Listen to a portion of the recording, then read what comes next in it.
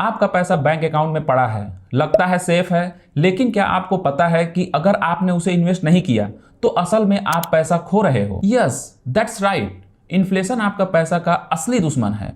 आज जो 100 रुपए का सामान मिलता है 10 साल बाद 200 का होगा।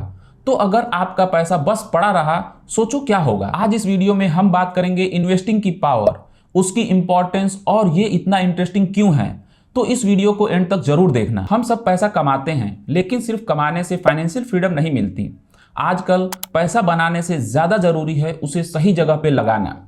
और अगर आप ये सोच रहे हो कि मुझे इन्वेस्टिंग नहीं समझ आती या मेरे लिए नहीं है, तो रुको, आज मैं आपको एकदम सिंपल और मजेदार तरीके से समझाऊंगा कि इन्वेस्टिंग क्यों इंपॉर्टेंट है और ये कितना एक्साइटिंग हो सकती है। देखो, सेविंग जरूरी है, लेकिन सिर्फ पैसा सेव करना काफी नहीं, क्योंकि सेविंग का एक बड़ा प्रॉब्लम है इन्फ्लेशन।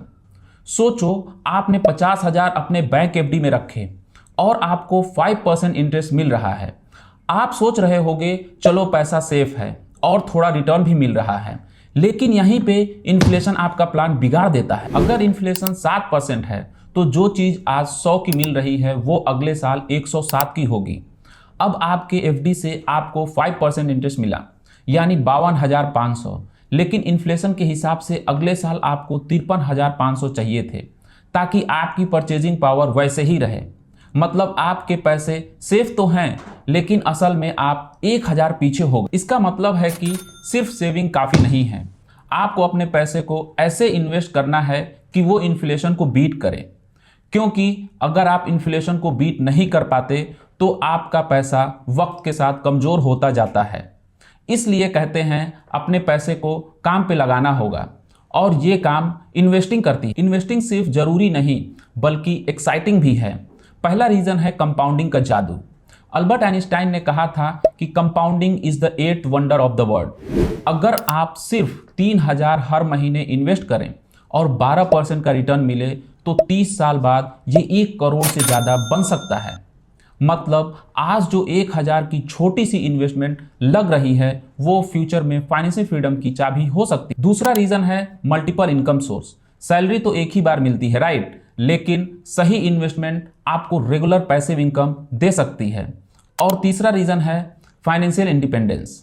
आपको जिंदगी भर काम करने की जरूरत नहीं पड़ेगी अगर आप आज से स्मार्ट इन्वेस्टिंग लेना स्टार्ट कर दो। अब सवाल है इन्वेस्ट करना कहाँ है। बहुत सारे स्मार्ट इन्वेस्टिंग ऑप्शंस हैं। पहला ऑप्शन है स्टॉक्स। लॉन्ग टर्म के लिए शेयर्स आपके पैसे को बड़ा बनाने के लिए बेस्ट तरीका है। Just think like an owner, not just a spender. दूसरा ऑप्शन है म्यूचुअल फंड। अगर आपको स्टॉक्स का ज्यादा आइडिया नहीं है तो म्यूचुअल फंड परफेक्ट है। एक्सपर्ट आपके बिहाफ पर इन्वेस्ट करते हैं तो आपको टेंशन लेने की जरूरत नहीं पड़ती। तीसरा ऑप्शन है gold and silver. Indian family का फेवरेट। ये लॉन्ग टर्म वैल्यू मेंटेन करता है और सेफ एसेट भी है। और हाँ, अगर आप इन ऑप्शंस को और डिटेल में समझना चाहते हैं तो मैंने इस टॉपिक पे एक लॉन्ग वीडियो बनाया है। उस वीडियो का लिंक आई बटन और डिस्क्रिप्शन बॉक्स में मिल जाएगा, तो इस वीडियो के बाद आप उसे जरूर चेक करें। चौथा ऑप्शन है रियल एस्टेट। अगर आपके पास ज्यादा कैपिटल है तो प्रॉपर्टी एक अच्छा इन्वेस्टमेंट हो सकता है। इन ऑप्शंस में रिस्क है, लेकिन इनका पोटेंशियल भी है इन्फ्लेशन से ज्यादा रिटर्न देने का। और अगर आप लॉन्ग टर्म में सोचते हैं तो ये आपके पैसे को ग्रो करने का सबसे अच्छा तरीका है। सबसे जरूरी बात, डाइवर्सिफिकेशन। एक ही जगह पैसा मत लगाओ, थोड़ा स्टॉक, थोड़ा म्यूचुअल फंड्स और थोड़ा गोल्ड या रियल एस्टेट, ताकि रिस्क कम हो। कई लोग कहते हैं इन्वेस्टिंग रिस्की है, मुझे लॉसेस हो सकते हैं। मिथ है भाई। रिस्क तब होता है जब आप बिना समझे इन्वेस्ट करते हो। अगर आप लॉन्ग टर्म के लिए इन्वेस्टिंग कर रहे हो और सही जगह पे पैसा लगा रहे हो तो रिस्क कम हो जाता है। और एक और मिथ, मुझे बहुत ज्यादा पैसा चाहिए इन्वेस्टिंग करने के लिए। बिल्कुल गलत। आज के जमाने में 500 से भी इन्वेस्टिंग स्टार्ट कर सकते हो। स्टार्ट छोटा करो, कंसिस्टेंसी रखो और देखो दोस्तों, इन्वेस्टमेंट कोई रॉकेट साइंस नहीं है। जितना जल्दी स्टार्ट करोगे उतना ज्यादा फायदा होगा। आज 1,000 इन्वेस्ट करना आपके फ्यूचर का 1 लाख बन सकता है। तो आज का चैलेंज ये है, कमेंट सेक्शन में लिखो कि आपका पहला इन्वेस्टमेंट क्या होगा, स्टॉक्स, म्यूचुअल फंड या गोल्ड। मैं आप सबके कमेंट्स रीड करूंगा। एक बात हमेशा याद रखें, stop saving, start investing. The truth no one tells you.